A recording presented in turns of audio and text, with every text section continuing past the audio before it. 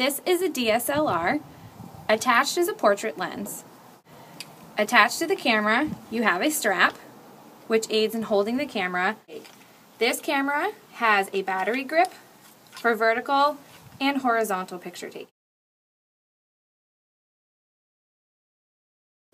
You also should always carry a second lens or a backup lens. This is my backup portrait lens.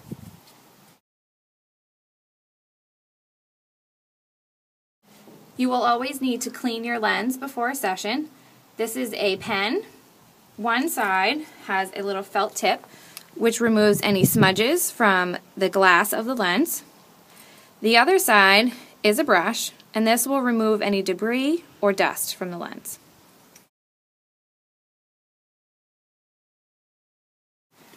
You will, of course, need batteries and a battery charger. The batteries are already in the camera. This just plugs into the wall to charge your batteries before a session.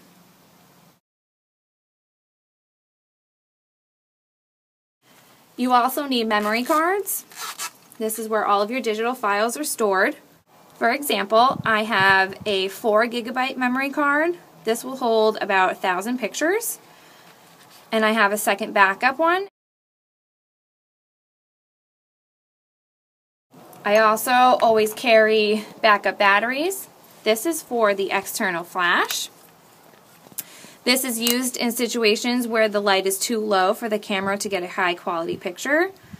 It rotates so that you can bounce flash, and it also extends. On the back is your on and off switch, and this is where it attaches to the camera.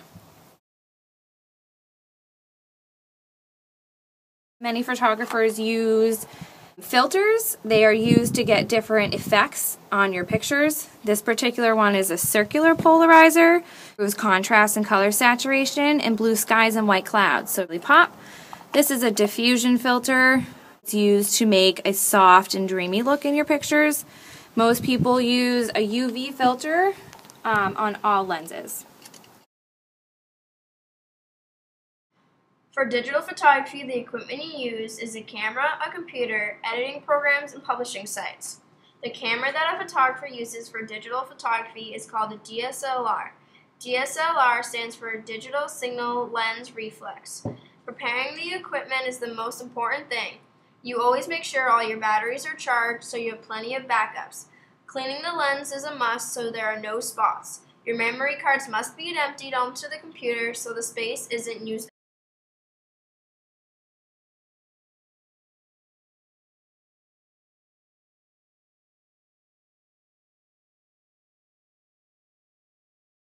Photographing little kids is always hard to do. They always seem to run away.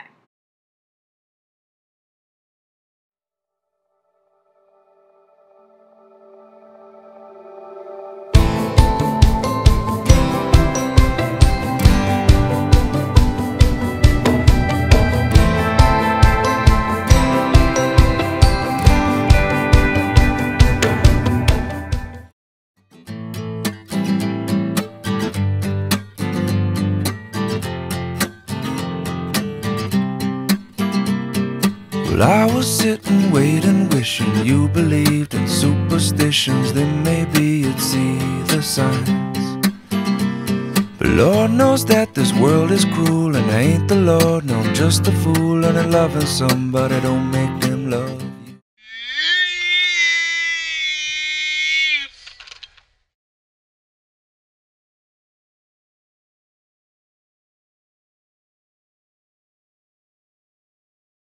You can post pictures on your own Facebook page, but if your clients don't have Facebook, you can post the pictures on a website called SmugMug.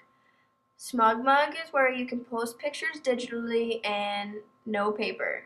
To post on SmugMug, press New Gallery, Name, Category, Settings, Save, Browse your folders, Upload, then hit Done Uploading. After you finish uploading, you need to title your album name and press Save, and then your album will be up on SmugMug.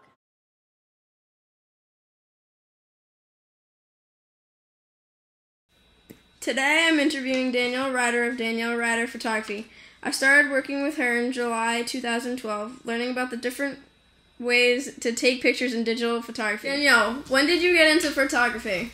I've been doing photography for quite some time as a hobby. I bought my first DSLR in 2009, and I had my son, and I wanted to take newborn pictures of him. From there, I started taking pictures for family and friends, and started telling their families and friends, and word of mouth spread, and my business took off. I officially started Danielle Ryder Photography in 2010. What's the worst part of photography?